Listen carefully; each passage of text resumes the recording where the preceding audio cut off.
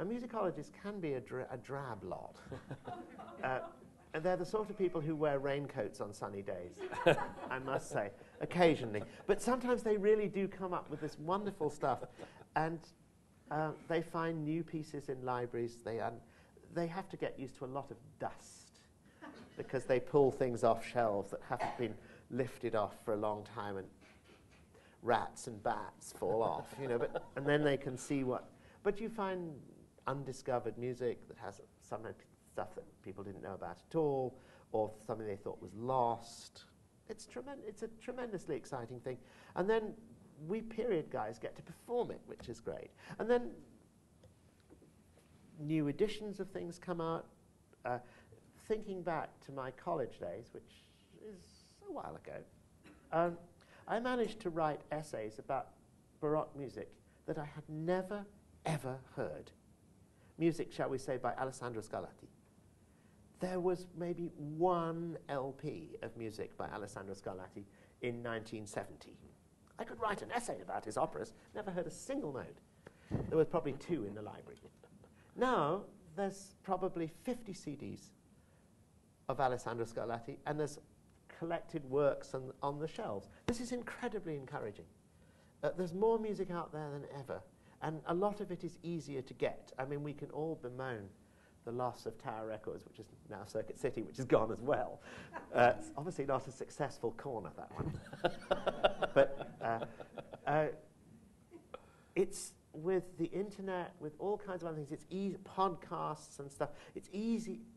Somebody can be living in the South Pole, polar sub-scientific station and listen to classical music, and quite obscure stuff at that.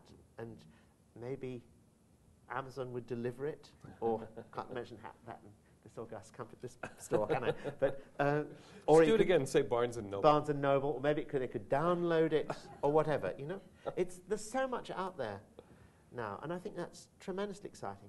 And of course, it doesn't make it any easier to go and hear a live performance of something. Oh, I think it compels people to go and hear a live I hope it does. performance. But also what I find is absolutely terrific is so much of what's out there are live performances rather than CDs. Now, CDs are great, don't get me wrong, but the trouble with CDs is that they're a little bit like a butterfly collection.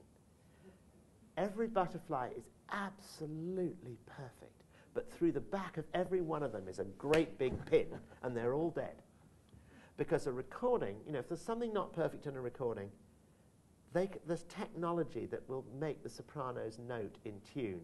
They can take one note here and pop something in from another night. I always get a great laugh on some of the opera recordings that I've made, where they say, oh, this performance, this recorded performance, progresses so marvelously from the beginning to the end, as if we'd recorded it in sequence, which we never, no opera's ever recorded in sequence. They start with the biggest pieces first and end with the smallest ones. So you'll do, the overture is probably done on day 3, and the first chorus is probably done the first thing, and the recit that comes between is done on day 5. And they say, this wonderful dramatic reading. It's not at all. It's all put together by technicians. Whereas a live performance is a live performance. It has nice things like coughing. And it's got audience reaction. And let me tell you, one of the most difficult things to do is to do a studio recording of a Beethoven symphony. Which the end, you know, it's like, and what you're expecting is the audience going, I can't clap yet, Beethoven's got another chord. And you don't have any of that audience energy. You're just going, and it's like beating a carpet. Over and over and over again, and you're getting nothing back. And it's really, really, really tough to do pieces that need an audience's energy. Studio recordings of Bohème when nobody's in the audience going, oh God, she's going to die. You want that energy. And it's tremendously exciting. And one of the things I should tell you is that we as performers, you may not realize this, but we on the stage can hear you as loudly as you can hear us. Concert halls are designed so that you can hear the audience, that you can hear the performers. The downside of that is that we can hear every cough, every footprint, but we also get all your energy. And that is what makes a good performance. So, so to do a piece which needs that energy in a studio is so difficult because you're just doing it for nothing, it seems. So live performances of things like Beethoven symphonies are great.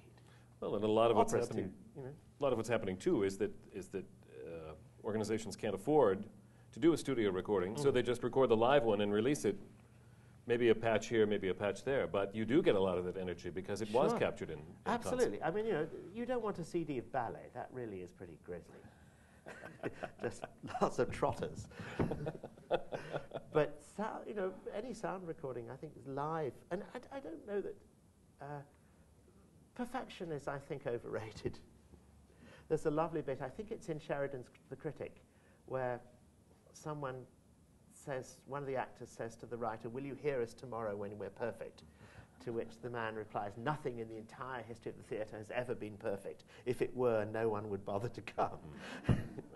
You're always waiting for that live experience. And if Miss Callas did miss the odd top C, fine. They'll give you something to talk about at intermission too. Absolutely, During the break. yes. So So it's that's always great good. fun. Yes, I think if it's all too perfect, it loses something. Well, you've made a marvelous case for the music that we're going to hear in this Philharmonic program this week, and you've also taught us something about what happens for performers on stage in the audience with what you've related. And we're about to conclude our time here. And one thing I do say is clapping is lovely.